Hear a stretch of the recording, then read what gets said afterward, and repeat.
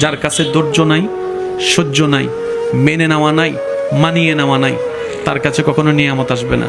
এই ক্ষেত্রে আমাদের অনেকের মনের একটা চাপা প্রশ্ন থাকে, জানতে চাওয়া যে ধৈর্য তো অনেক ধরেছি, আর কত ধৈর্য ধরবো, সহ্য তো অনেক করেছি, আর কত সহ্য করব। হাজার দিকে উত্তর না গিয়ে একটা উত্তর দেওয়ার চেষ্টা করি, মাথায় এবং মনে বসিয়ে রাখবেন যদি ভালো লাগে। ধৈর্য ততক্ষণ ধরবো যতক্ষণ আমাদের রব খুশি না হয়। সুবহানাল্লাহ। যতক্ষণ রব খুশি না হবে ততক্ষণ ধৈর্য, ততদিন ধৈর্য, তত মাস ধৈর্য, তত বছর ধৈর্য। কারণ আল্লাহ তাআলা জানেন কখন নিয়ামত দিলে আমাদের জন্য ভালো হবে, এটা আল্লাহই ভালো জানে। ওই হুকুম আসা পর্যন্ত অপেক্ষা করতে হবে, এটার নামই ধৈর্য। কোনো হা হুতাশ করা যাবে, আফসোস করা যাবে?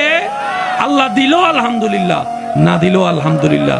সুখ আপনাকে খুঁজতে হবে না, দেখবেন সুখ আপনার ঘরে নিজে থেকেই চলে আসবে। বলেন সুবহান।